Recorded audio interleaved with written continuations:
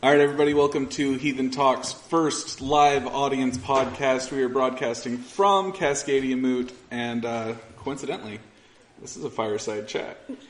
We do? It is! I mean, you can't see it because we're not bothering with video because, well, this is hard enough. But off to our left is a nice roaring fire, so this is Heathen Talk's fireside chat. In fact, if you go to facebook.com/Heathen Talk, you will see a beautiful picture of all four of us wearing our Heathen Talk gear, taking a picture in front of said fireside. Now, also, we went ahead and told you guys that, we are doing this live from Cascadia Moot.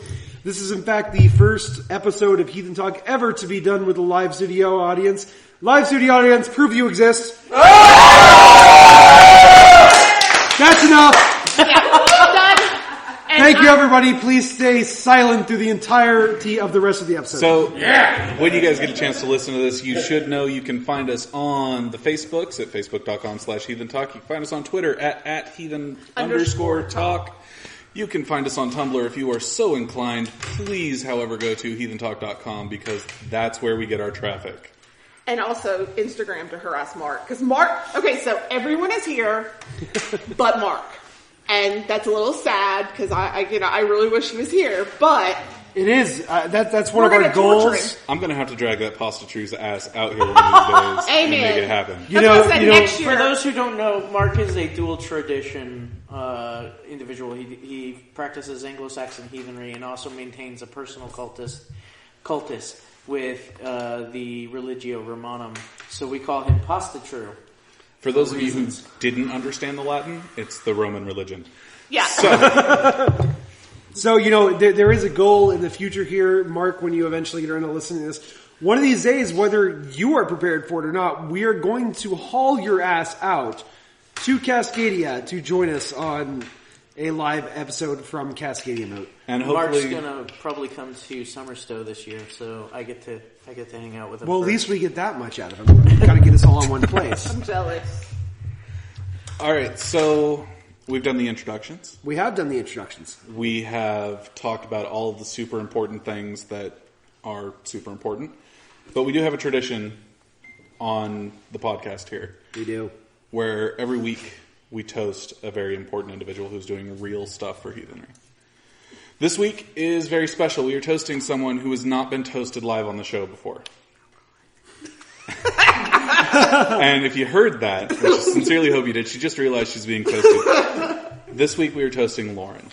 It's a little bit more than a toast. It is a little bit more than a toast.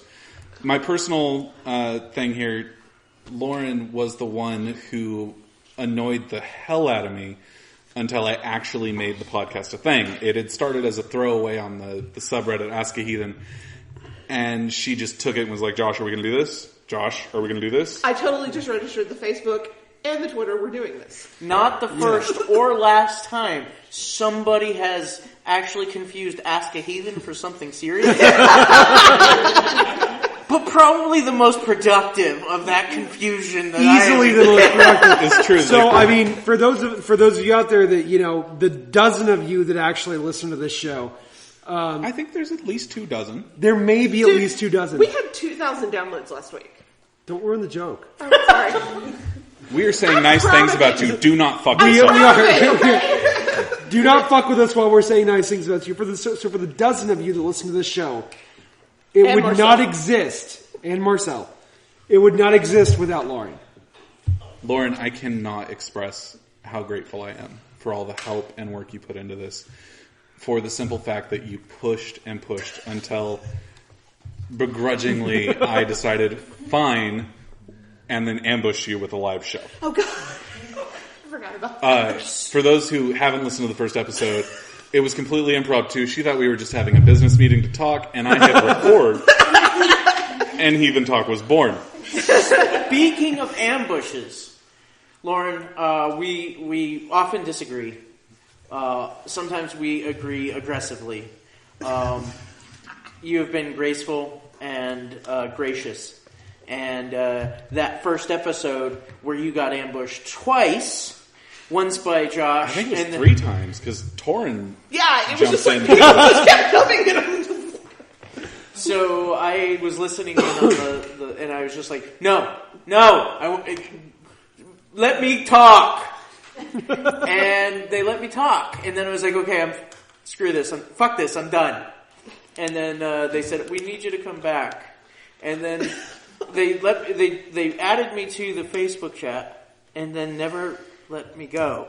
No, we actually decided to hire you before we added you to the Facebook chat. We just didn't know it. Right. I think the conversation started with Lauren and I was like, Toby should be a part of this. And she was like, well, I thought he was. And so you were. Yeah.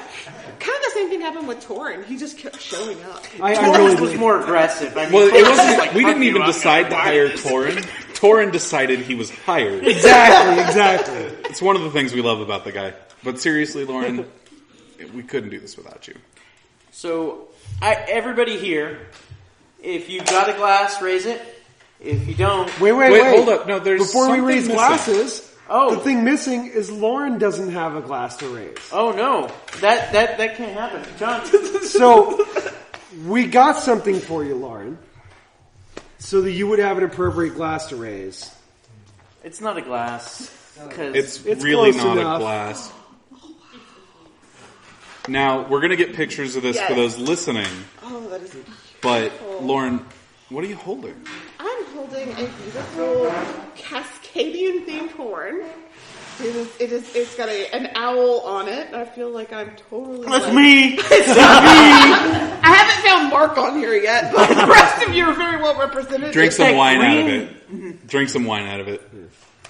Yeah, Mark will be here. But yeah, it's green and blue and white. It's got a really pretty blue and black braiding. I had to feel it to make sure it was braiding, and it's absolutely gorgeous, guys. I'm very honored and very touched, and it's kind of funny because this podcast it went from being this thing that Josh and I were going to do to, and we were just doing it for the hell of it. It wasn't even like, no one had this thought in mind that this would turn into anything other than me and Josh bullshitting for an hour a week. I'm still not convinced there's anything more than me and 3 other people bullshitting for an hour and a half a week. But, But I was doing that anyway, so might as well do it in front of a camera. But what has been really great has been that with this has been, I I got my job based on a presentation about Heathen Talk, guys. Awesome.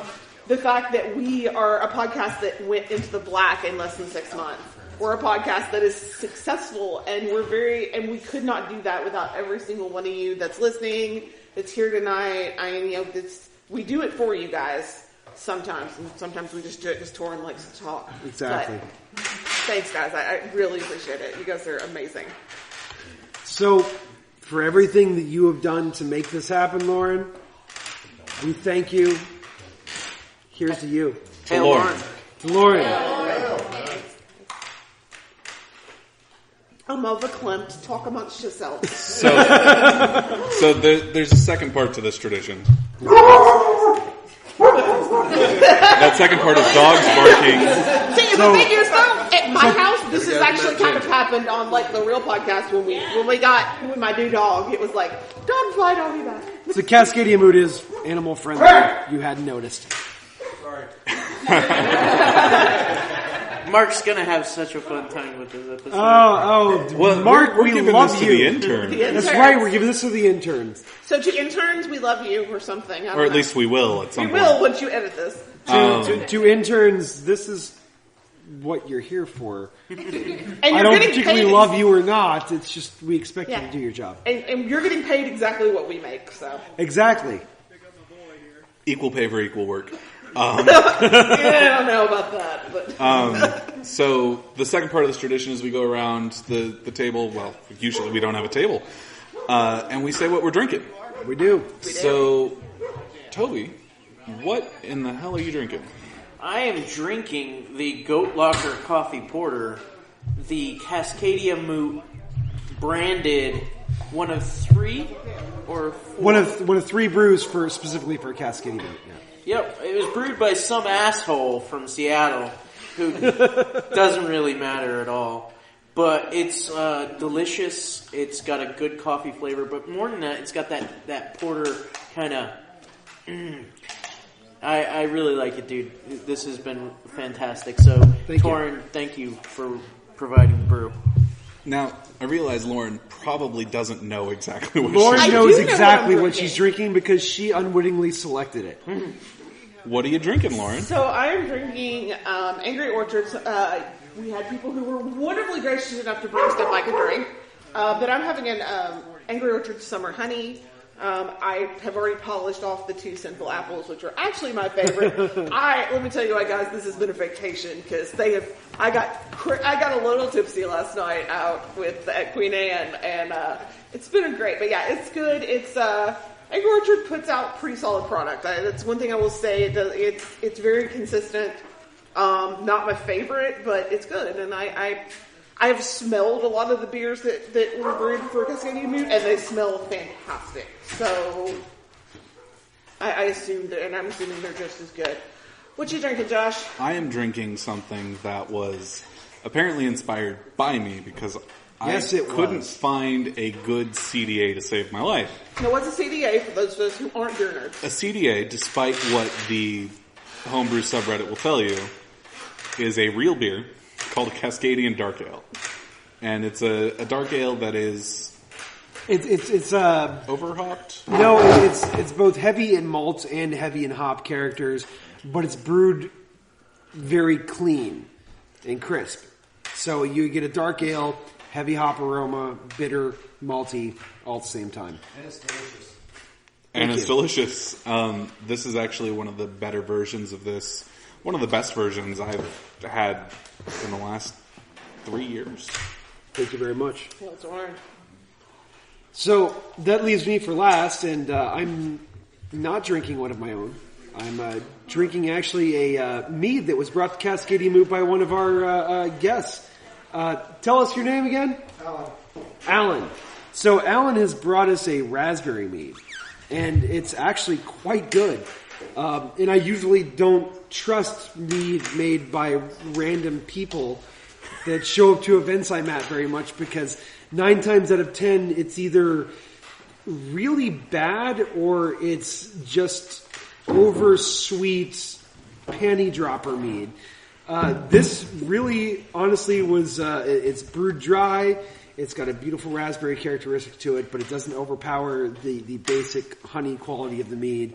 It's just, honestly, it's really good, and I'd love to taste the same thing in about a year in the cellar, honestly, because it's good now.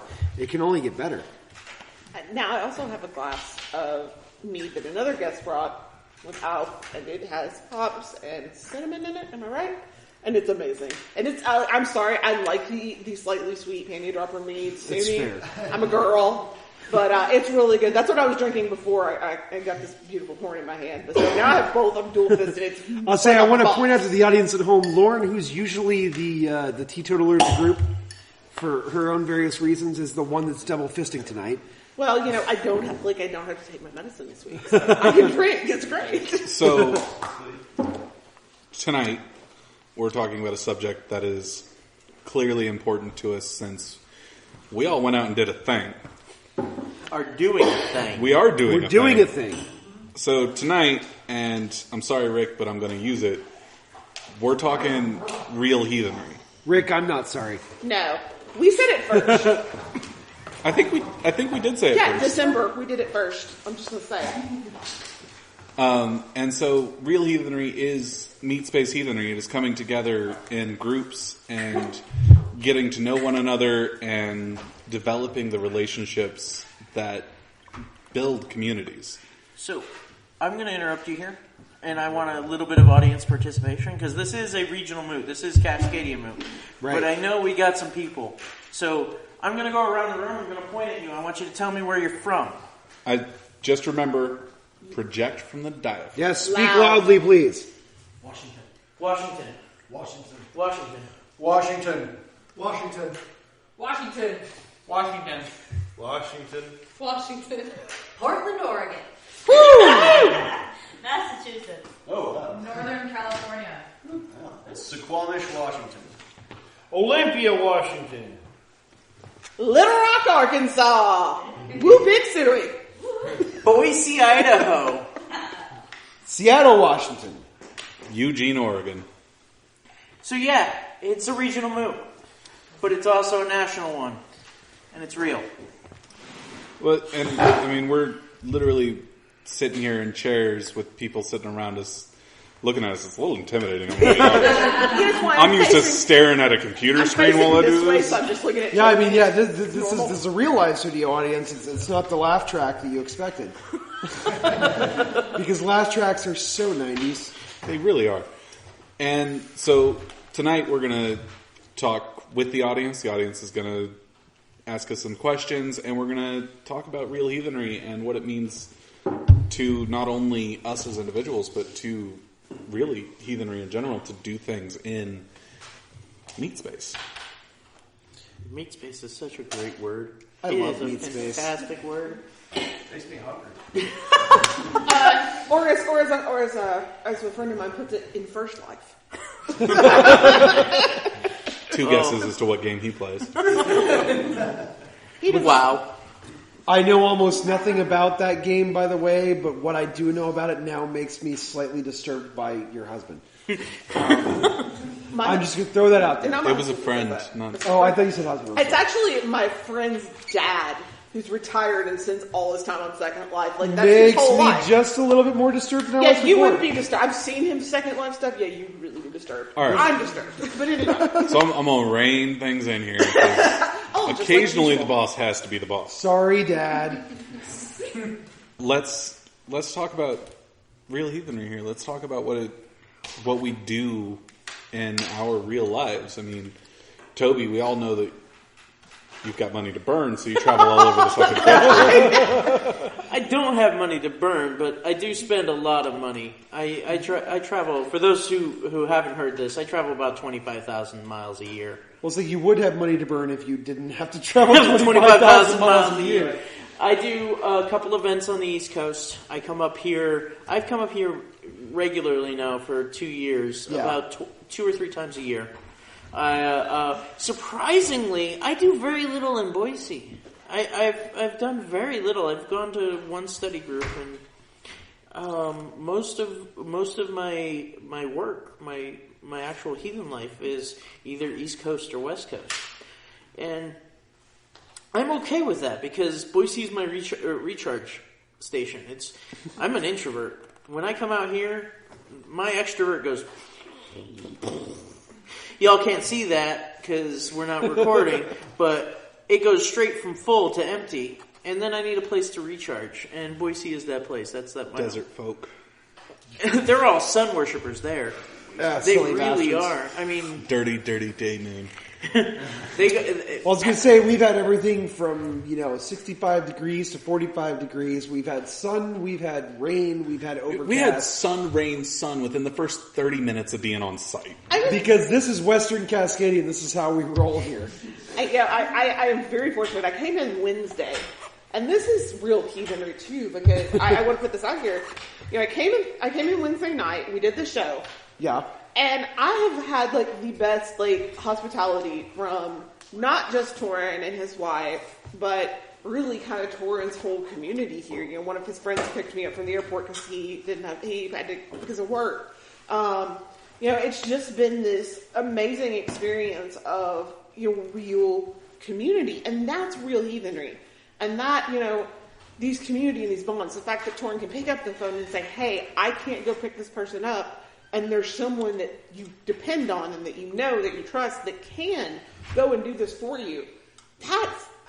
That's heathenry. I mean, we can, and Toby and I can aggressively agree all we want on things, but when it comes down to it, semantics are semantics, heathenry is action. And I have been so impressed with the hospitality I have gotten here from everyone. It's y'all are almost nice enough to be Southern.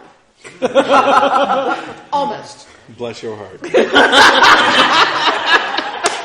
We just do it with a lot what less did y'all. she do to you? I know, man. You just go for the throat right off the bat. My family is Southern. That was an insult. Saying I'm almost nice enough to be Southern. I come by my Southern hospitality, honestly. But, yeah, and it's really been awesome. So you mentioned something that's actually, you said heathenry is action. Yeah. And Toby mentioned this to me outside because we were talking, and he was like, "What do you anarchists call this sort of stuff?" And the term is direct action. And direct action is stepping up and doing something to cause change. Yeah. And that is what things like this do. We have all come together in a place to meet strangers. Audience, how many of you knew each other when you decided to come here? I didn't know This is the audio part of the podcast. All right, Well, honestly, that's a better really question awkward is- question to try to ask. A better question to ask. Audience, please shout out if you didn't know somebody here Face to face to face when you got here.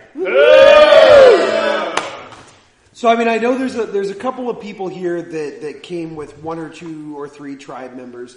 I know we've got Alf over here who brewed one of the meads that Lauren mentioned earlier. So good. That he's got a couple of his tribe members here. We've got Bree over here who I know was friends with Josh before this started. And, you know, I've met 1 or 2 of the other people here, but for the most part, these are people here who didn't know each other. But what they saw was that there was something going down in their region. And there's an effort to try to connect people in this area, in this region of the world, and to try to build something greater, to try to begin to foster the idea of a regional identity. And these are the people that showed up. And for that, I have great respect for everybody that shows up at this event, because we've tried to put out from the very beginning for Cascadia Moot, that is its purpose. It is to have people in the region meet, understand who each other are, and to try to foster the regional identity. And these are the people that are doing by showing up. It's interesting that 6 years ago now, when I was a baby heathen, and I was I had been to 1 or 2 study groups. I attended one quote unquote bloat. Theodish supremacist. Listen, words mean things.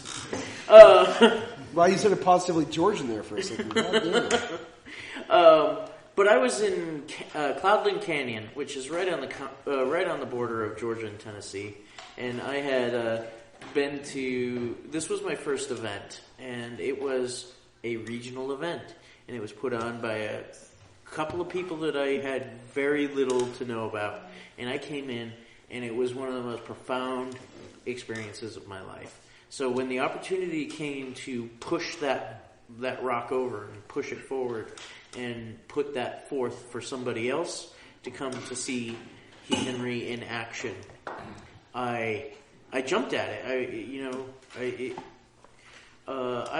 I'm not Cascadian.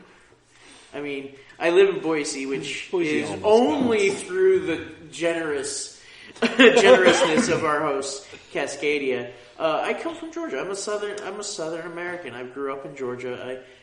That's my culture. But to come here and help out has been one of the joys of my life. So I really appreciate the opportunity to help out with this. Thank you, guys. So we've all had our first experiences with gatherings. I know one of our audience members, Dara, she puts on a pub moot once a month. And from all accounts, from what I've heard, it's a great event. That's right. And I put on one once a month too. Sorry, while you mentioned it, Dara, where's that pub moot at? It's at the White Owl Social Club, usually every 3rd Saturday, Southeast Portland, 6 to 8 p.m. Did somebody say no? Yes. Toby's going to be there at the next one now. Yeah, Toby's gonna show up. You have summoned the Tubals. But yeah, I mean, I'll You're be welcome, completely Sarah. honest. Like, we have regional gatherings in Arkansas, and at those, pretty much everyone knows everybody because it's Arkansas. And I think we would know each other anyway because everyone in Arkansas kind of knows everyone else, despite what you hear. Well, you're related to everybody else, too. Oh, this coming from somebody from West by God, Virginia. But my first actual real gathering that I went to was Troth Moot in Indiana. And all of a sudden I am surrounded by like a bajillion heathens that I don't know. And because I was there with Ben It was a little intimidating because he knows everyone. But, it's the same thing. It was this really profound experience where I got to experience... One of the things I love about gatherings like this, it's not just... I talk to you guys all the time, let's be honest here. And we kind of share our opinions. But it's so great to come out and talk with people that I would not normally have an opportunity to interact with. Even within my, our little central Arkansas area for my kindred. And hear their opinions and hear their thoughts because it challenges me. Even, I've been heathen for, between 10 and 15 years. I don't remember. I'm old. But it challenges me and the way I think about things. And it gives me different perspectives. It gives me things I can take back to Arkansas. And, things I can talk to my own kindred about because, we don't need to be, part of being heathen is not just, kind of being insular in the little group.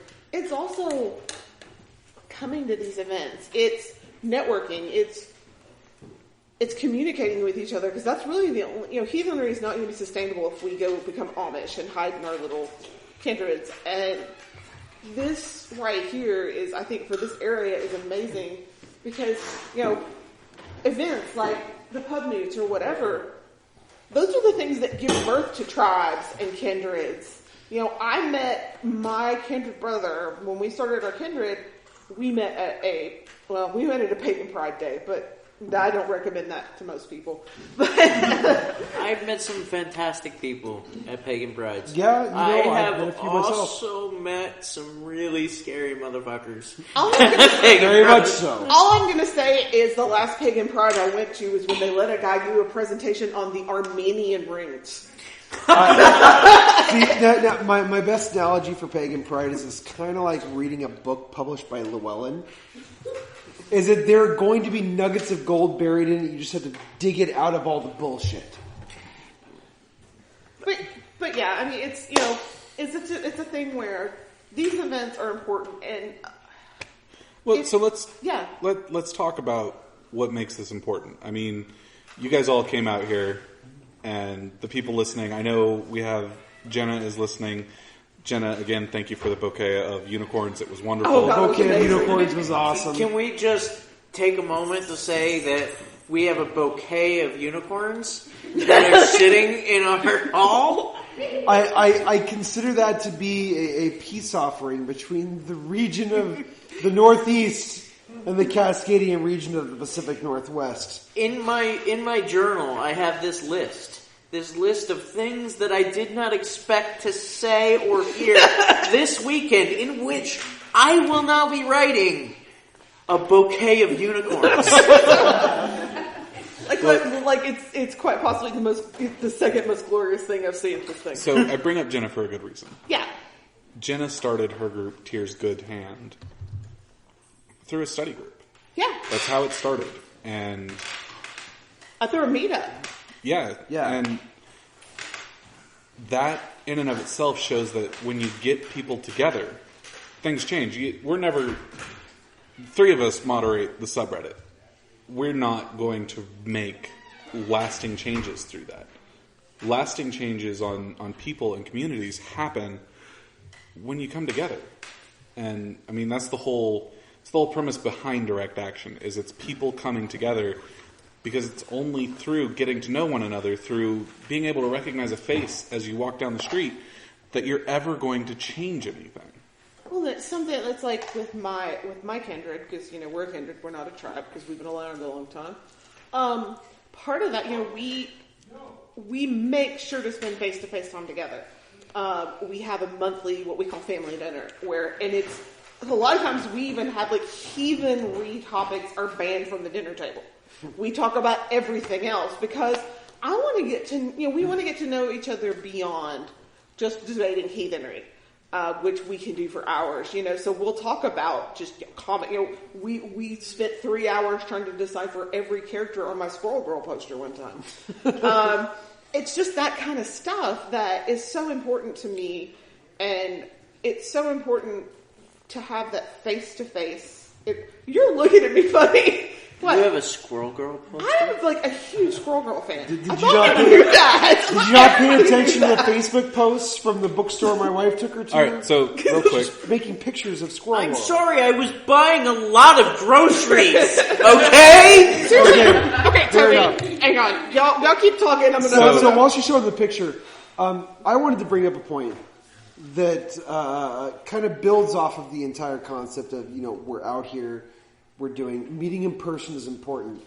And there are many reasons for us to meet in person. Now, we've talked a lot about how you have to get, out in your community, you have to meet other heathens, so you can form groups. We have had no shortage of beating on you about how real world heathenry is what is important. So the about Squirrel how Girl, you need. the Squirrel Girl thing was a Valentine's Day present last year. So I'm showing him the picture. so this is the pitfall of meeting in real life. You can never stay on topic. I'm really sorry, can't. guys. I was going back to the topic. So I have a Alf topic. wants to say something. When you get done. Yeah, I was actually going to get to Alf here in a second. Oh, you were? He was part of where I was going. Because, you can't... Before we were so rudely The beautiful thing about having a live studio audience is I can see when somebody in the live studio audience is kind of leaning closer and closer to the mic as though he has something to say.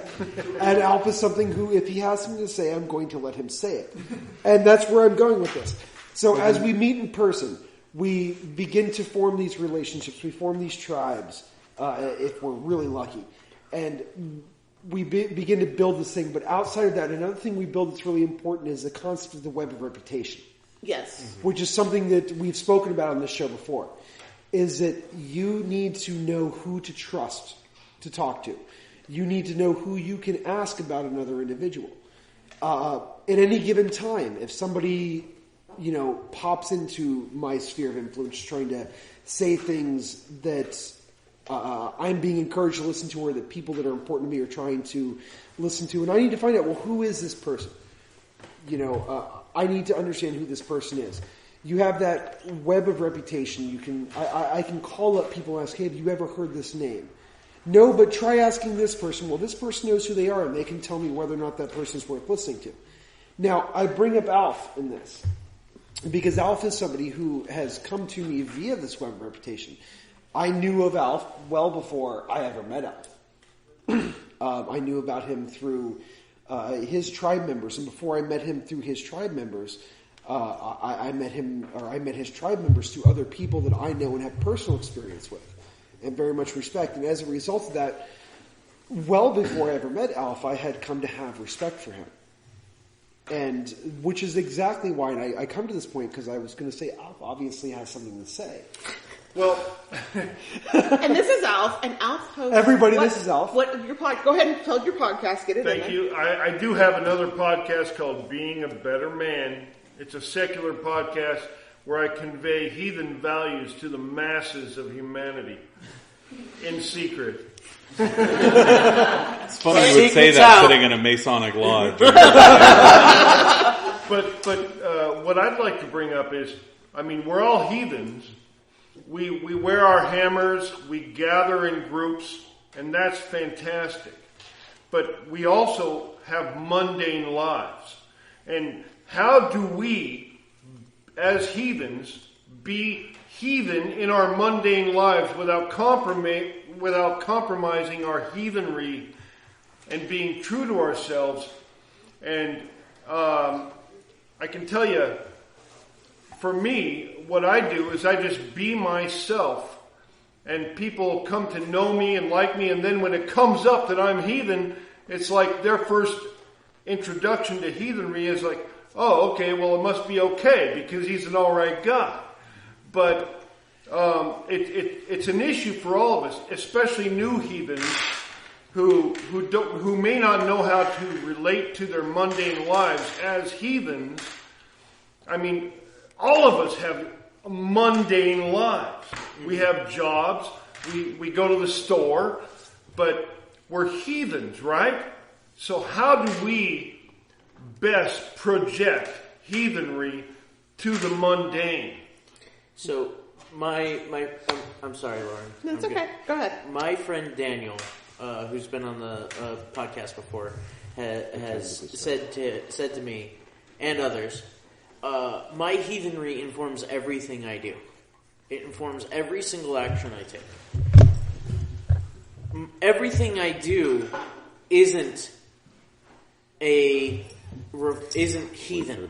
So there are things that are that I do that aren't required or contribute to heathenry. They're just things that I do. Like the difference between engaging in yoga and engaging in runic yoga. It's I engage or you can engage in yoga because you want to improve yourself, that you want to improve your life, and that you want to be a better person to physically and emotionally and spiritually and mentally, because it gets something for you, and that you want to be a better tribesman. That doesn't mean that yoga has to have a heathen cover. You can practice it for heathen reasons. Yes. And that, to me, it all comes down to because for me, like I just recently started a new job when I get back from here, and I had multiple job offers, so I had to really sit and look, okay, which job can I go into and be myself and embrace my values, be openly heathen without, heathenry is I like to relate it as we are a religion of attraction and not prostitization. People become heathen because they see other heathens, or they want what heathenry has to offer, not because we're out knocking on doors. Do you have a moment to talk about our Lord and Savior Odin? Which I've actually wondered if people were going to do in some groups, but that's another story. Well, we do have the fire right over here. Yeah, we have the fire right over here. And let me tell you what, for $19.99, And there's definitely some community going on at the moment. and for $19.99, I have been biting my tongue. Go, John. Go. I have been biting my tongue on this, but it just has to come out. Reputation matters, Seth.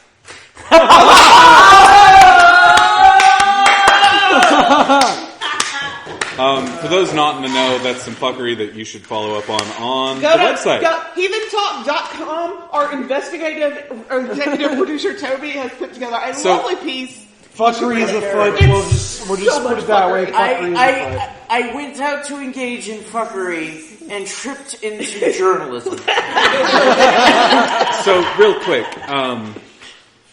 Alf's question was a fantastic question. Yeah, and it really was. I think the simple answer really is reputation. I mean, you said it yourself. When you go out in your own life, you get to know people, and they know that you're a good guy. You lead with who you are, rather than you don't lead with, "Hi, I'm Alf. I'm a heathen." It's not what you are. No, you lead with, "I'm Alf. I'm a goddamn good human being." And then when other people see that, and then they find out you're a heathen, they're like, "God damn, maybe I want to be a heathen." Well, and that exactly, right there, attraction. and that right there is it changes everything. Yeah, exactly the reputation we build is what makes people interested.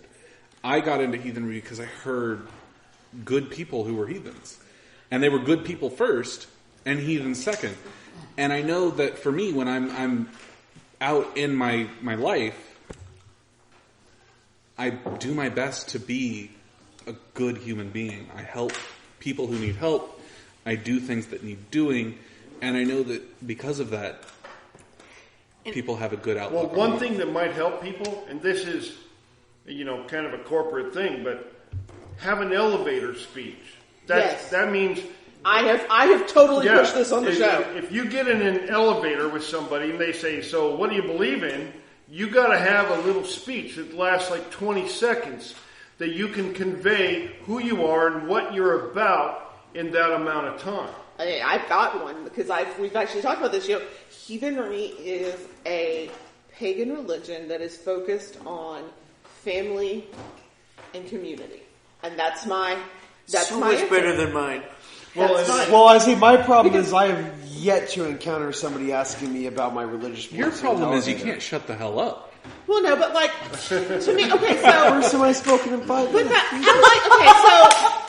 I live in the Bible Belt, and there have been a couple of times before some fuckery happened at my school. By the way, this is so rated explicit because we have so much fuckery. So much fuckery. All the I love that fuckery. word. So, It's real like- quick, before we go on, everyone in the audience who is inclined, on the count of 3, 1, 2, 3, fuckery! But, Ladies and gentlemen, Heathen Talk promoting good reputation. I would wear, because a lot of times on Wednesday, I would wear my Heathen Talk shirt because we tend to wear them for the show. And I have 2 of them because I'm a woman and we're awesome. I'm going to wear the other one tomorrow, guys, just to let you know.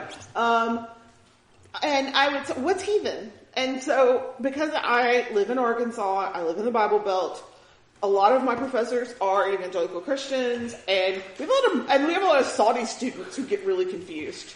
So, I said, simply, it's heathenry, and that was my answer. And very few people have given me negative reactions to, when you say it's family and community oriented, I'm talking especially the Mormons. They're like, oh, really? And they actually want to talk about like community involvement and stuff more or less than trying to convert me, which is really nice.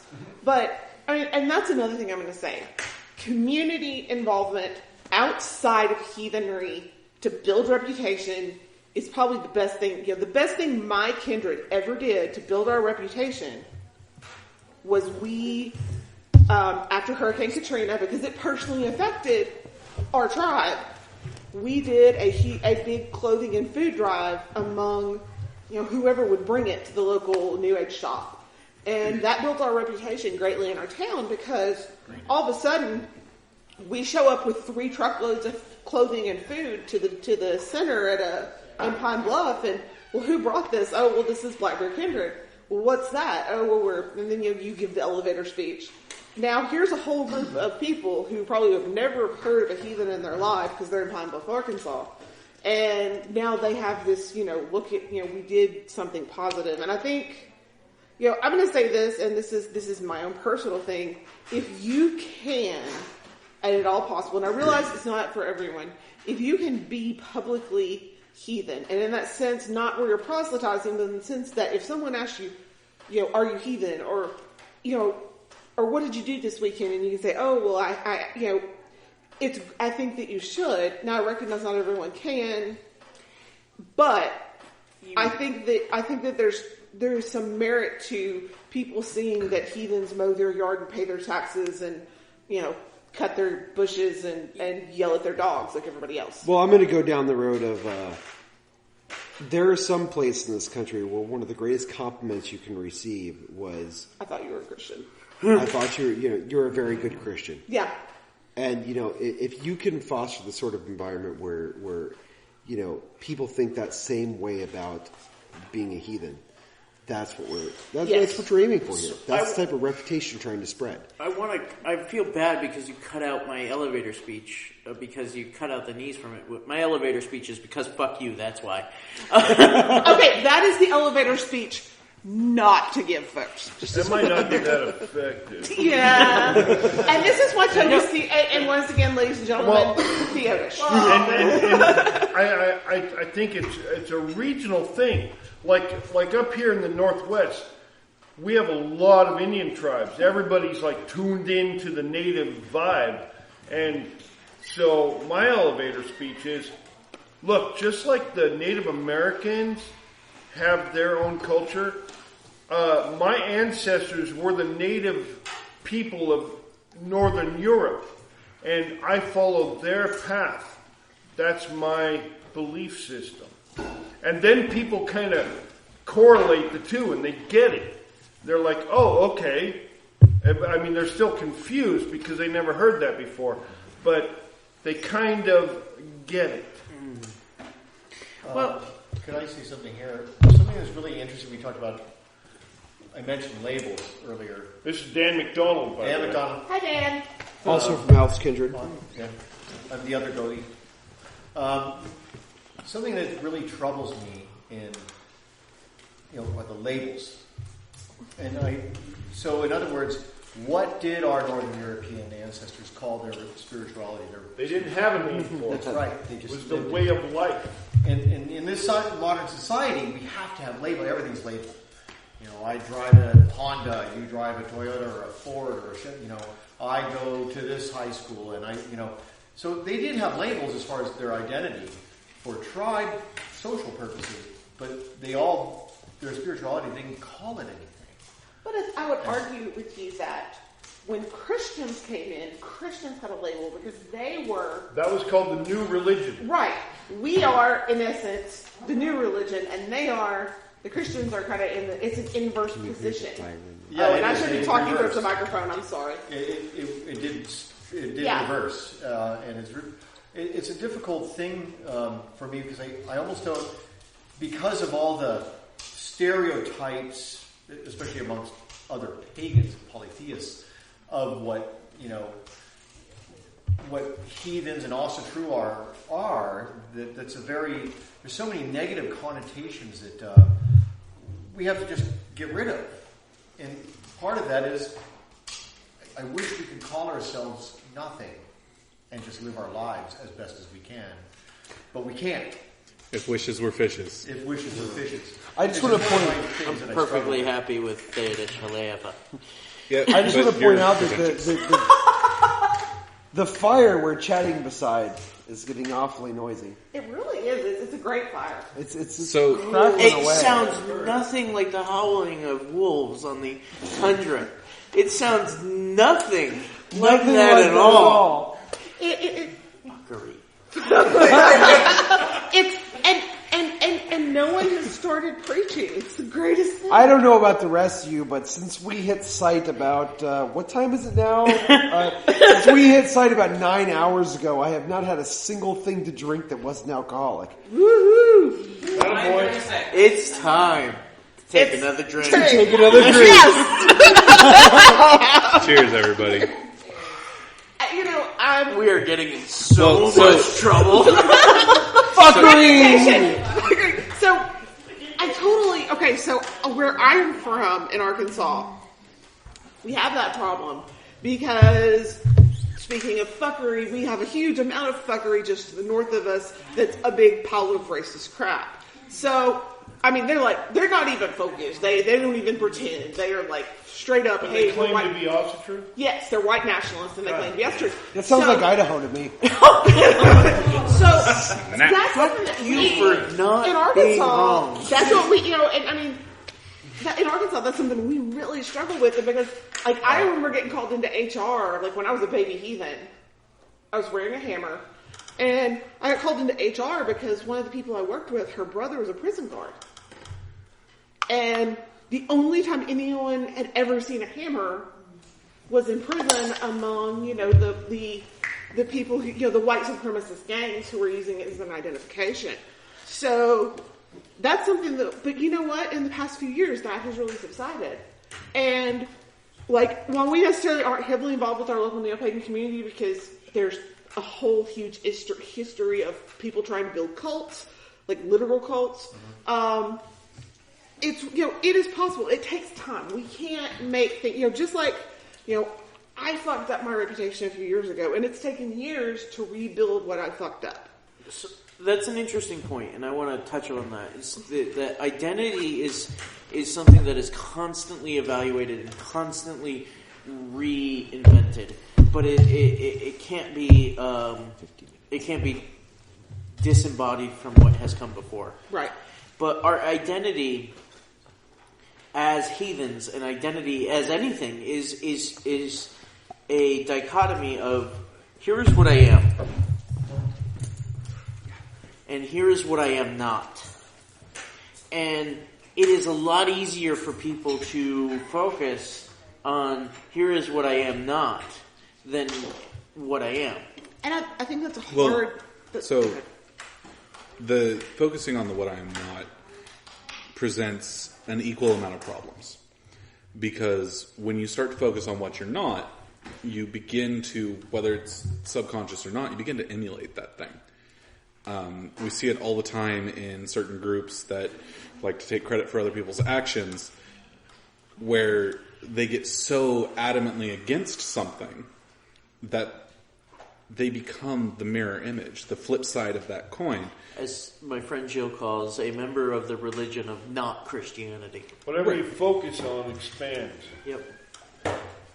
And so you get an identity that is built around not being a Christian or not being one of those people, whatever those people are, versus building a deep and rich understanding of what it means to really be a heathen. I mean, which is a great example for fighting racism wherever it raises its head, but not going and seeking it out like you're the Inquisition. Or my personal favorite are the anti-fascists who become really militant. And you're like, really? Or the anarchists who want to organize. That's the other one. I'm taking that as a personal jab because I'm an anarchist who has organized apparently two things. No, anarchists who want to organize other anarchists, like into an anarchist organization. That happens. Well, I can't say who's not my co-religionist. Your comment about prisons. Mm-hmm. I mean, we could do a whole nother episode on that because I used to do prison ministry as Ostrich. Yeah, we've actually done an episode on that with Rob that runs Eden Reach Prison Services. We've actually done an episode on it. And yeah. I did that for a while, and there's reasons I'm not doing it anymore. See, I do. I don't go into prisons, but I do write letters, and that's really all I can contribute because of the same reasons. I don't want to be in the. I've seen what it can do. I've seen what it can do to people. But here's the thing. There was a thing that happened the week that we're actually recording this, and I'm not going to bring it up because I don't want to get any more publicity, but someone who was Osseter or heathen, I think they actually identified as Odinist, but we all get lumped together whether we like it or not, did something very bad. And they were arrested, and it was really a bad thing. You know what I'm talking about. You're looking at me. So there's a whole lot of clandestine nodding going around. And let's face it, Toby, you opened the journalism door. There were some heathens that did some really, really shitty stuff. To kids. And were arrested. In Indiana. In Terre Haute. And what happened? Okay, so the door is open. The door is now open. I did this. Short Reader's Digest condensed version. Sure. There were a couple who at one point in time were involved with a national organization that isn't the truth. Were alleged to have done, because we're going to do journalism here. No. All I would say, the were involved with a national organization, that's a fact. All right, fair. That's as far as I was getting. Okay. Have been arrested and accused of, or charged with, basically child molestation charges. I don't know the AFA or what? No, they were. They have been kicked out priorly from Open Children. They had already been removed from the group. I do some work with the OC people in Arkansas, but they were heathen. They had been leadership in the heathen community in that area at one point in time. And so there was genuinely a lot of concern and a lot of discussion among people. I know you were involved in this discussion. I'm pouring it Dara, by the way. How this was going to affect heathenry, because it seems like the only time heathenry makes news is if we burn down it's racist, crazy people that burn down a church or shoot up a synagogue or apparently molest children. We never make the news for the good stuff. Because that's the news, and that's a whole other topic. But here's the important thing to take from that, right? And this is where this happens.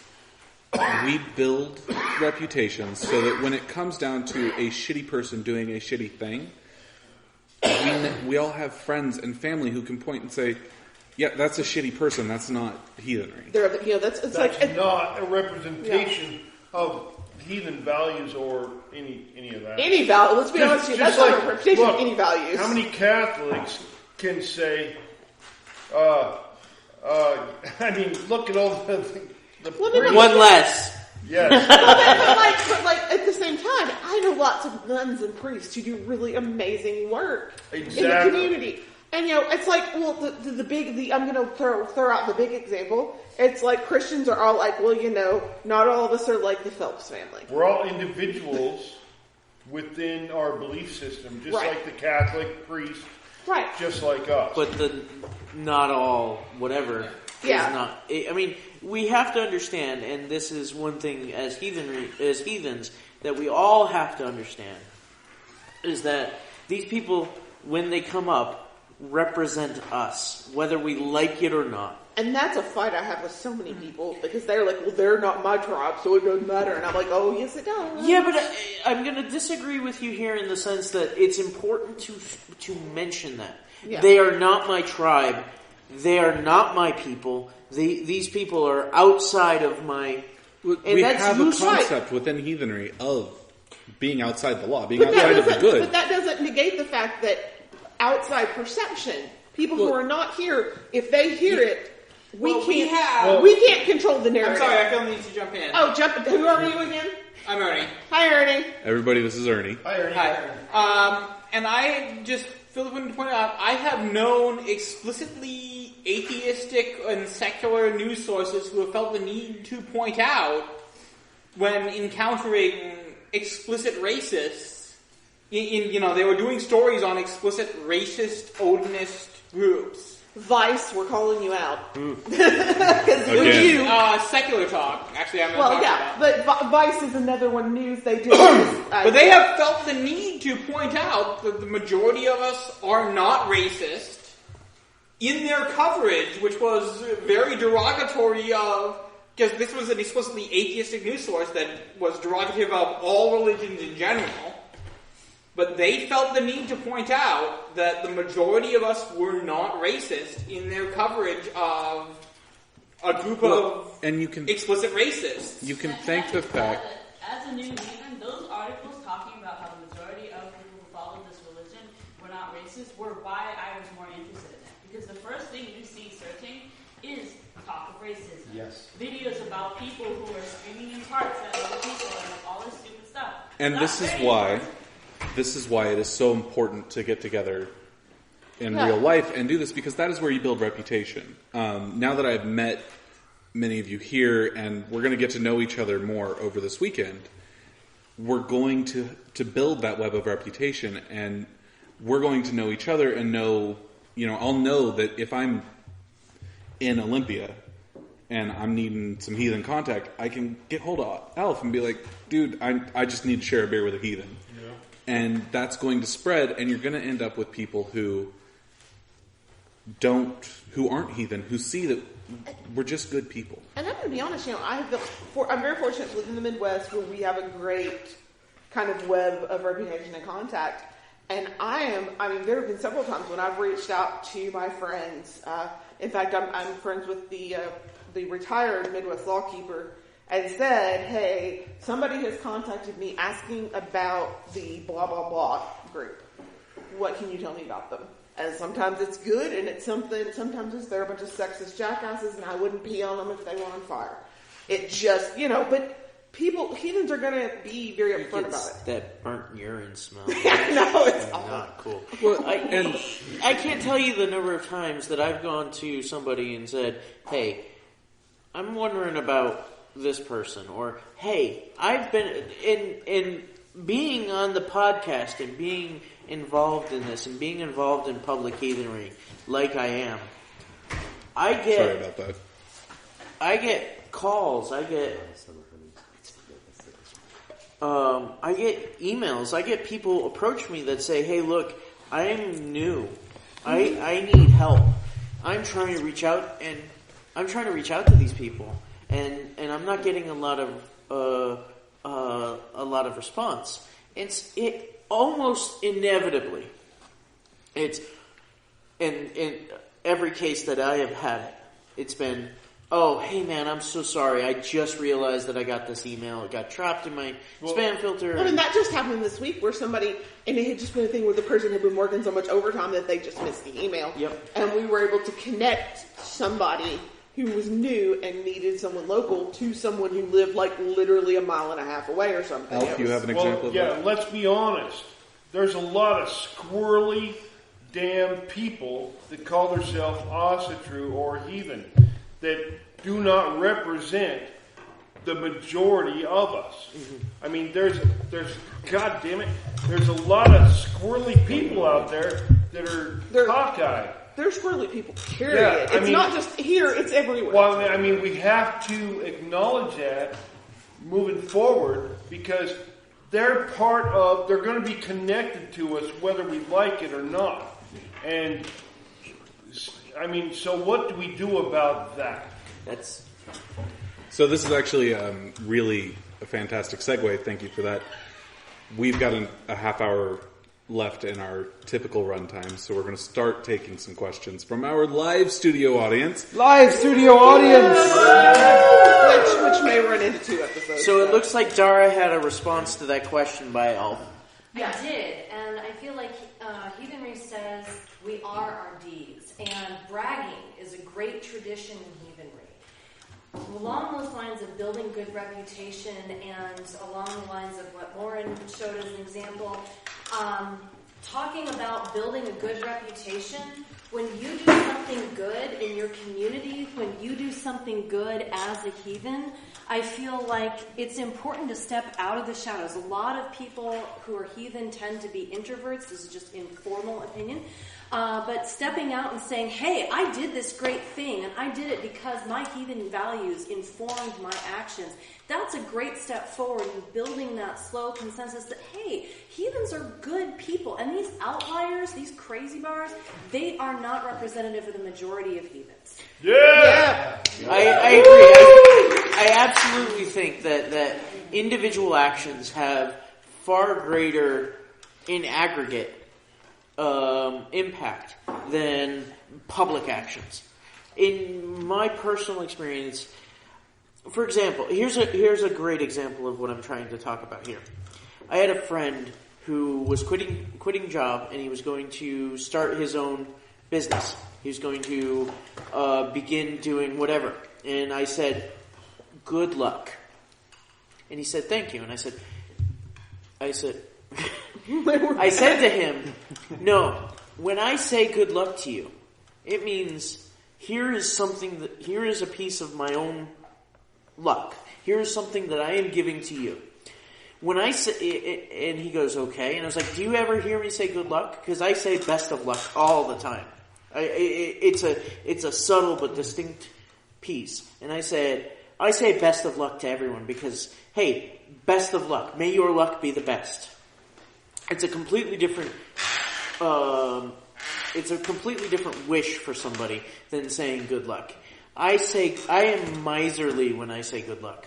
Well, it's the difference between, I hope that your luck is good versus here is some good luck. I would like you to have it. It's the difference. It's the difference. I hope you get an awesome thing versus here is an awesome thing. Yeah, I was going to say, my luck to you. I hope you find $100 versus here's $100. Exactly. Yeah. Better way to put it. But in making that distinction and taking the extra 30 seconds to say, or extra minute to say, here is a piece of my culture.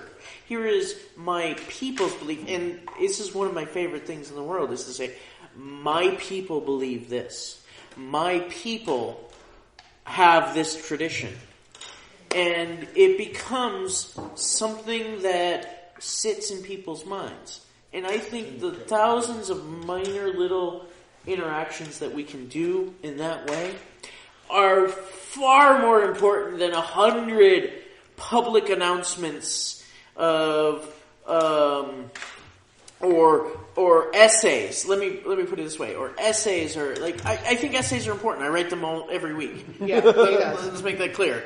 I think they're incredibly important. But I think that every layer on top of each other and bragging about that, and I think saying, hey, this is something that I've done is as important or this is something that I do. This is something that I do every day is incredibly important.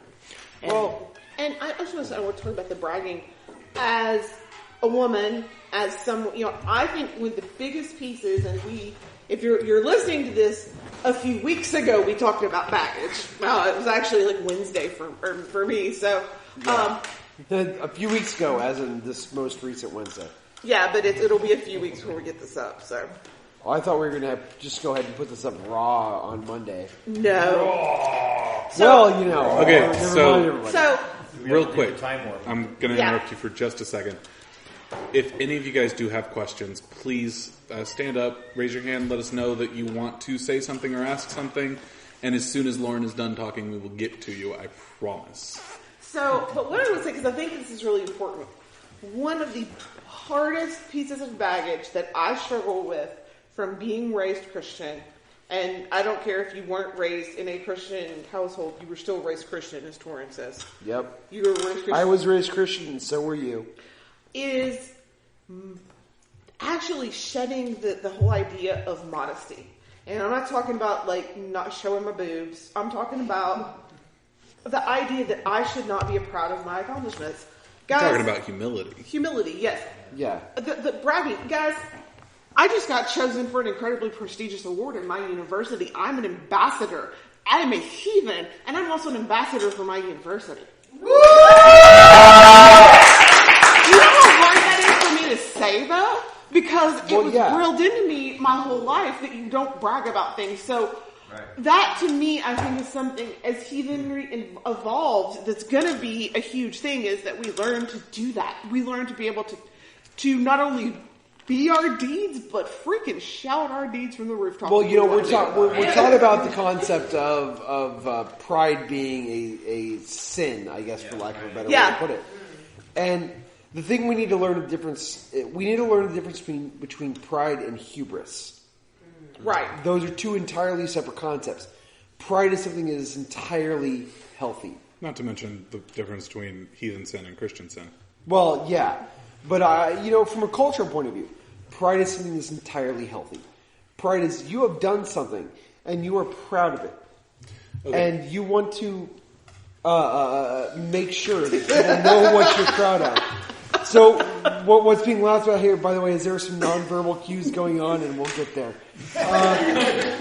So, pride is something that you have done a thing, and you are proud that you have done it, and people should know you have done it.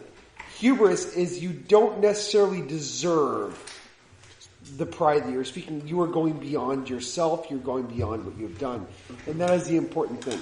Now, to get to the nonverbal cues, we have some input from another one of our guests here. Toby, we've given away your spot. Sorry. This is favorite chair. We have dragged the chair that Toby has been using to rest in because pride and bragging. That is my son. Yes. So we've been using the chair that Toby has been choosing to rest in because it's the chair that Toby loves the most. While Toby walked away to get another beer. You move, you lose. Pete. Yeah. Yeah. Will's son sat in that chair, but it's important because Will's son has something to say. Will, tell us your name. Yes. And let us know what's going So on. my name is Will. My tribe is Hawks Hearth in Olympia, Washington. And I'm on the note of being prideful without having hubris. I am proud of the fact that myself and my kindred, Hawks Hearth, have sponsored a community trail project up where I live in Suquamish that will provide public beach access on an unused county right-of-way. And we are going to be sponsoring a trail for the community to have access to a piece of nature that they didn't before. Now that's important for me because as heathens, we should strive to connect our communities in those ways because we can now put a sign up on that trail saying, "Trail maintained by Hawks Hearth," and also true kindred serving Western Washington, or what have you. We can put ourselves out there as having done something positive for not necessarily our tribe members or our kinsfolk, but our community at large. And then people will see, these people get it. They mean something. They're not bad people at all. They're doing something positive for the community. As heathens, I think it's important that we care about each other and we care about the land that we live on. And a kind of project like what we've taken on at Hawks Hearth is a really good way to put ourselves out there and say, this is what we value. And people will recognize that is a positive influence on the world. And for that, they will flock to us. And we will put out a good reputation for heathenry and also true. That's awesome. I'm going to say... I think that is so important. So I'm just going to throw it out there. That's pretty badass. It really is. That's kind of badass.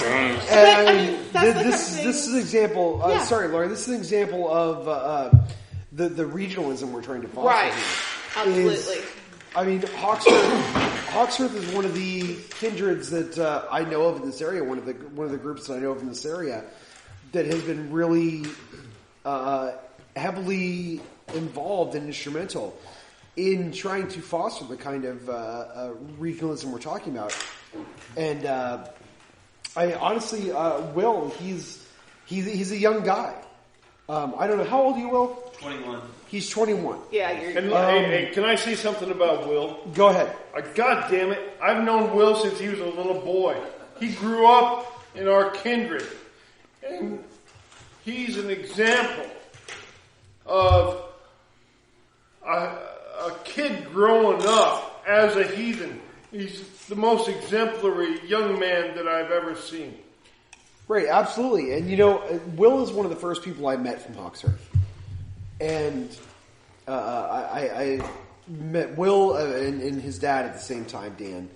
And honestly, it took a lot longer before I met Alf, their chieftain.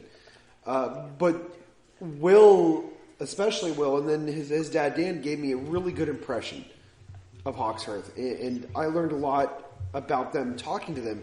And even better, I learned more from them, hearing about them from reputation from people in their area.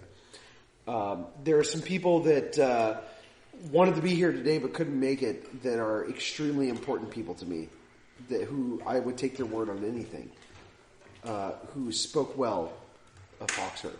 And that goes back to the web reputation we talked about earlier, is to why I would, before I even met Alf, their chieftain, when people ask me about, tribes in that area of Cascadia, the first one I mentioned is Hawkshurst. Simply because people that I trust have spoken well of them. And then even after that, I met even children that grew up in Hawkshurst. So this goes back to the whole regionalism and the web of reputation. So now we still have Dan sitting here with us. I'm here. It's something that's really, we talk about pride, bragging rights. Hail Bragi. Something that's important is, this is not done for ego, because we have pride and we have ego. We're not stroking ourselves, and I think that's where the difference comes of what we talked about with. I am. God, I hope not right now. If you could just see us right now. Yeah. It's really gotten. There's a reason we're going to put parental advisory on this episode. Oh yeah. So are there any cameras? I'm now quit like, signaling. But it's a really distinct difference. I mean, the reason any of us do any of these things, we've got a sort of a chapter in Colorado, and one of our members that was she was going to school out here and attending Hawks Hearth was driving down in Colorado and saw this messy on-ramp, cloverleaf, and she went out. She just pissed her off. She went out there and cleaned it all up. Went to the state. They gave her these orange bags where you're supposed to put a smiley face, and then she put a sign on it, Hawks Hearth. It's not about stroking our ego as Hawks Hearth. It could be any tribe, any kindred.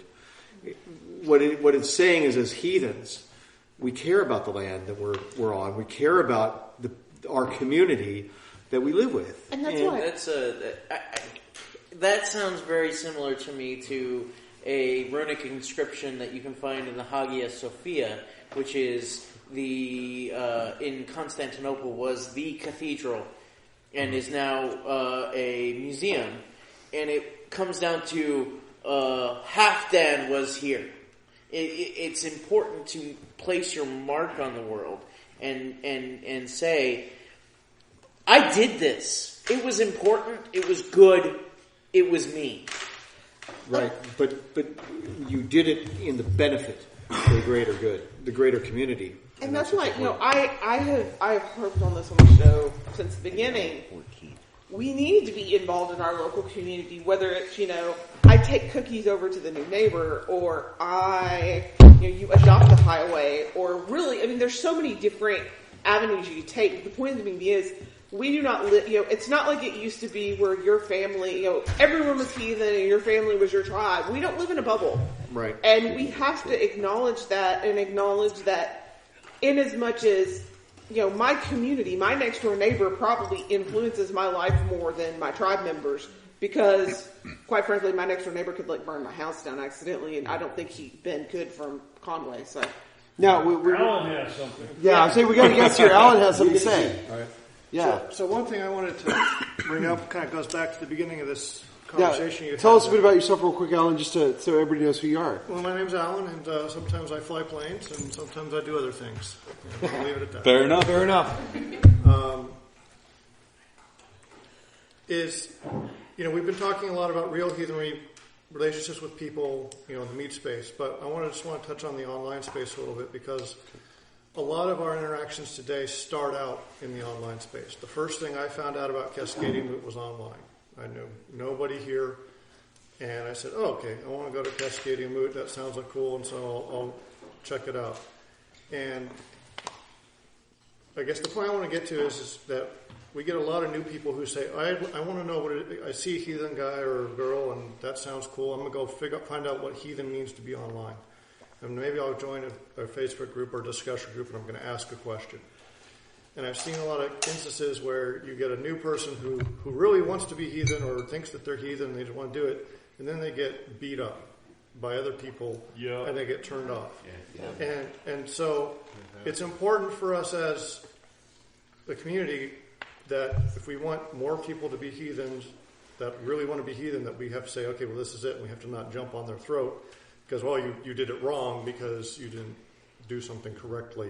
It's like, well, let's meet. But that's the whole premise of our show. It's funny because I actually was talking to Brent over here about that today. It's a combination of I don't ever want. There are people in my life that are sensitive and beautiful individuals, and I really want them to be to find. And I think they make great heathens, and I think that heathenry is good for them, and they're interested in it. And I don't want them to be turned off. But at the same time, there is something in that fractious.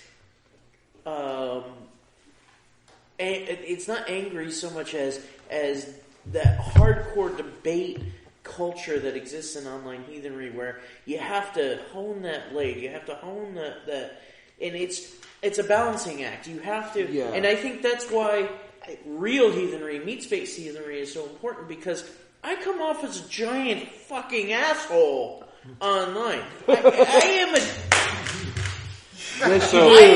dick. Real quick, I got to share this. When I first started, the Heathen Talk staff, we all met on the subreddit, are also true. And when I first came onto the subreddit, I was relatively new, but I'd been around for a little bit. And I can tell you, both the men sitting next to me jumped my shit so fast that I couldn't see straight. But at the same time, when they jumped me, they took the time to tell me what was going on. And I think that's super important. Because it wasn't just Josh, you're a dumbass. It was Josh, you're a dumbass, and this is why. Yeah. Well, I feel Alan's pain because, look, there's a lot of horrible heathen threads online. I've reduced myself down to maybe 2 because, they restrict themselves to intellectual conversation rather than emotional. Just a plug, if anybody wants a place where they can go at each other vitriolically, search Heathen Debate on Facebook. That's my community, and we actually have a pretty decent civil debate. All right, sorry. Well, I was saying, if you want a place where you can just shitpost all day long, but subreddit Arslan asking. Actually, I want to bring this back a little bit here. I think you had a wonderful point. Because I know a lot of people who were new heathens who came into it and they got jumped on for asking a question that has been asked 1,000,000 times. And they get turned off and they go away for a while and maybe they come back. I left heathenry for a while, like being involved with heathenry outside of my community, because it can get toxic, and of course, I'm talking about the days when we were all still on Yahoo groups, because I'm old, and even before that, Usenet. Yeah, I'll say Usenet. Thank you. Hey. Yeah, and so it can be I mean, there are some people out there that I consider that I'm friendly with who sometimes I want to wring their neck because I think that they go to, no, not you, but somebody who is close to you. Because Toby I think just raised his hand. Yeah, you know who you are. You know I'm talking about. We all know who we were talking about. Yeah, I think that sometimes their fuckery can get toxic because there's funny and there's good humor, and sometimes there's just people. There are some people on there, and you know what? I'll tell you what. The Troth mailing list used to be the most horrible place on the internet. After our meat hall, and if anybody here remember our meat hall other than me, it was a Yahoo group full of so much fuckery. Yeah, it was. Oh God, it was awful. That was how I got into heathenry with heathen internet. But yeah, I think that we have to. Now, we forget sometimes that that's an actual person on the other side of the keyboard. But that kind of begs the point that it's important to have face-to-face human connection with people. Well, absolutely. I mean, the face-to-face is very important. And I want to kind of riff off a little bit of the online thing because, the fact is, this is a time period in the world where it is likely that most people's first encounter with heathenry is going to be online. Mm-hmm. And I'm not going to pretend that I haven't been that asshole before. You were that asshole with me. I have been, yes, absolutely. I have been that asshole. You and the old mod that quit. Yes. Yeah, that I know personally. He was still an asshole to me. And he's still an asshole. Yeah, but he's an asshole to everybody. He really is. I hate to say we're friends, and he's an asshole to me. No, not that one. The other. I think we're going further back. Oh, okay. We're going back. Hey, Brad. I know you're listening. So hey. So I know I've been that asshole before.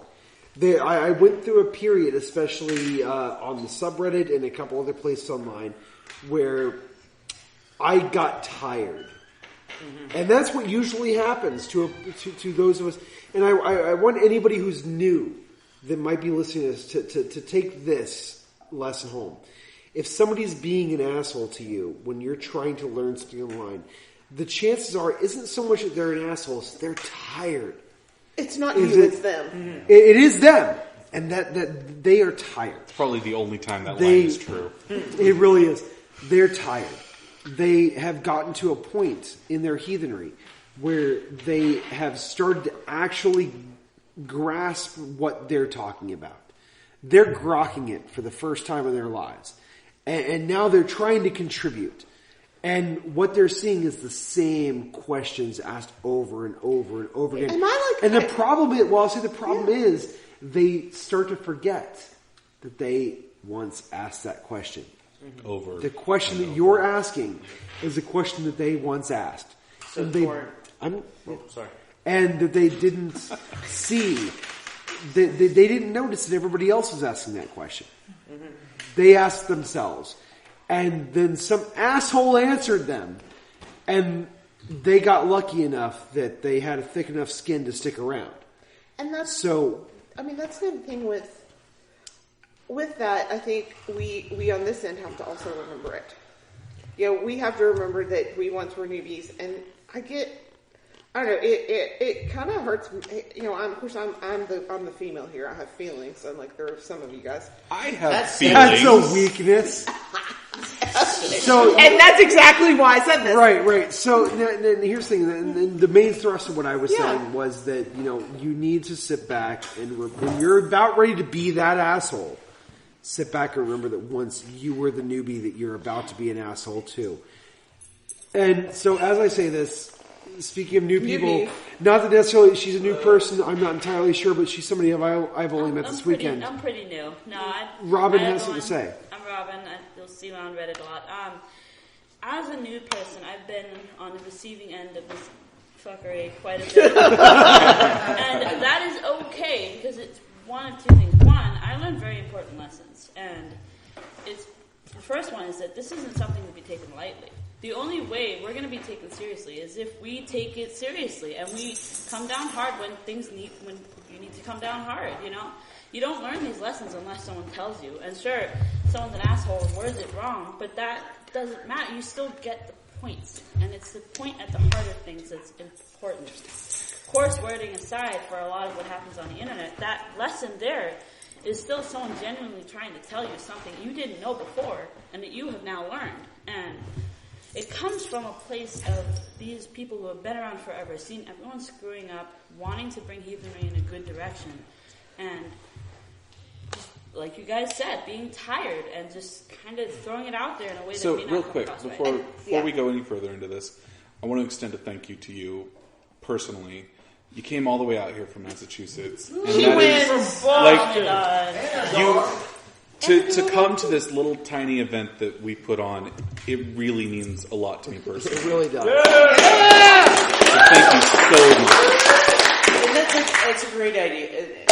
It's a good thing, and I kind of want to. We're at time, and we could go over, but there's a lot of alcohol, and there's a lot of, and none of y'all are drinking it. And there's a lot of camaraderie to be happening. There really we want to do real heathenry. And when it comes down to it, you people that are listening, we kind of like y'all in a very vague sense, but these people are here and they're drinking the booze. I have a very personal reason. Sorry, one brief question then. Yes. For the host, what's more important? Talking to us or killing your liver when you're on the show? Yes. Talking to you. We can do both. I actually have a vested interest in this. I want to get these goddamn earbuds out of my ears. So can we please, for those of you listening let at Toby home, wrap this I would up. like to end this episode with an idea. All of us are go ahead. All of us are here. All of us are here for a reason. So, my name is Toby Bianchi. I'm from Boise, Idaho. I'm here to do real heathenry. My name is Torin Rerickson. I'm from Seattle, Washington, and I'm here to do real heathenry. My name is Lauren Kerr-Thacker. I am the chieftain of Blackbeard Kindred in Little Rock, Arkansas, and I am here to do real Whoopig Sioux heathenry. My name is Josh White. I'm a dude from Eugene, Oregon, and I'm here to do real heathenry. And the one thing that I can tell you all is that we're doing it right. Let's keep going. Alf. My name's Alf Herigstad. I'm a Gothi of Hawkshearth Kindred in Olympia, Washington, and I am a heathen. And I try to spread it wherever I go. My name is Will McDonald from Hawkshearth Kindred in Olympia, Washington, and I am also here to do real heathenry. I'm Rachel Page. I'm from Spokane, Washington. I am a baby heathen, and I'm here to learn and do real heathenry. I am Charles Jackson. I'm from Spokane, Washington. I'm here to drink all your booze. Close enough for real heathenry. Pretty close, yeah. That's a hard act to follow. My name is Dara Gray. I'm from Portland, Oregon. I'm the Oregon Steward of the Truth, and I'm here to do real heathenry. My name's Robin Fritz. I'm here from Massachusetts. I am also here to do real heathenry. My name is Ernie Hogan. I'm from White Center, Washington. I'm here to learn and to do real heathenry. My name is Megan Fawcett. I'm here from Granite Falls, Washington, and I'm here to do real heathenry. My name is Patrick Carrick. I'm from Kenmore, Washington, and I'm here to do real heathenry.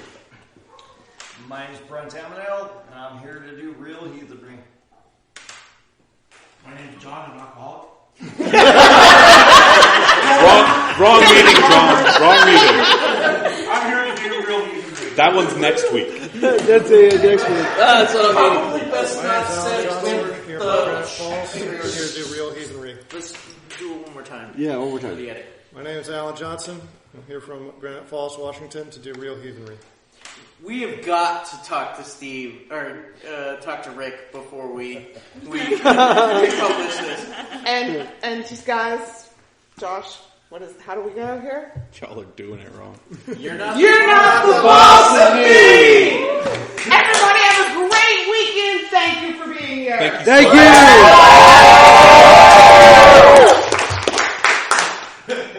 I'm sorry, I wanted a crowd yelling, "You're not the boss of me."